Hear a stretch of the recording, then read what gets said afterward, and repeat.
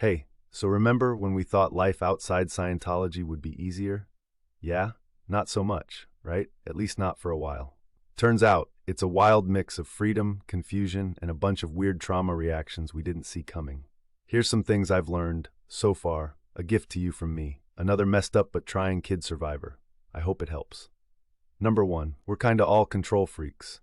Some for, and some against. Why do we either overplan everything or refuse to plan anything? Oh, right, because of the whole being controlled 24/7, 365 childhood. Makes sense. Remember when we tried to plan a simple get-together of ex-kids? Half of us wanted an action-packed organized schedule, while the other half panicked at the idea of structure and couldn't even RSVP. Like they were being coerced to sign another billion-year contract. I get it. It's like we're all rebelling against every stupid, rigid program and policy we were forced to follow for so long.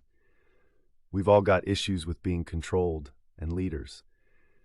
It's okay to laugh at how ridiculous it makes us sometimes. Let's meet in the middle. We can have organization, a loose plan, even leadership without feeling like we're back in the Sea Org. We don't have to worry about the pecking order. No execs here. Number 2. Trauma Olympics. We all deserve gold, but it's not a competition.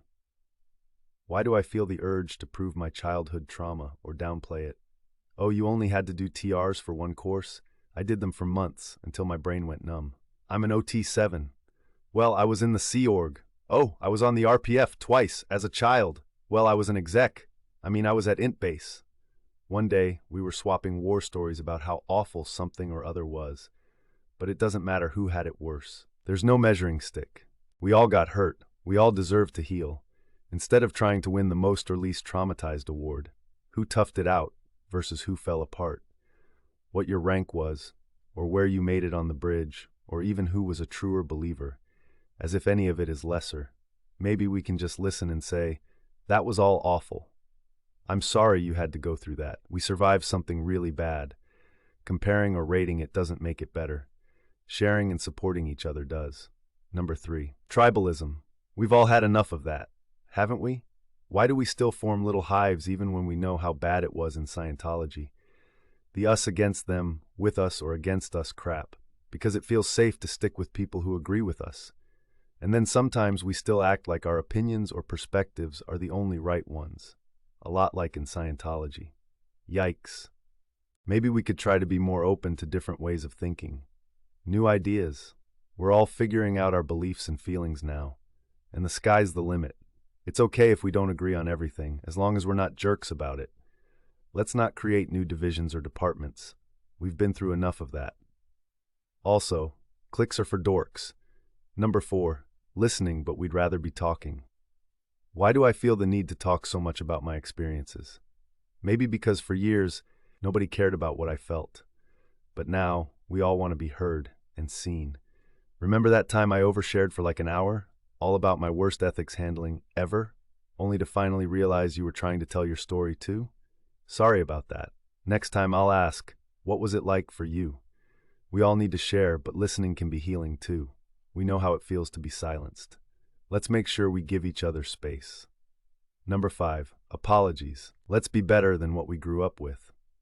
Why is it so hard to say sorry?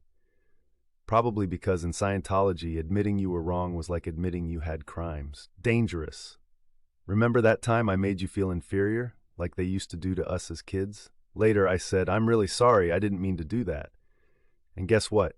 You forgave me because we're all trying to do better. Real apologies are powerful, especially when we mean them. We're breaking the cycle. Apologize, forgive, and move forward. You'll thank me later. Number 6. Healing is messy, but we're in it together. We're gonna screw up, a lot. We'll accidentally trigger each other or act like mini Scientology monsters, fall into old habits.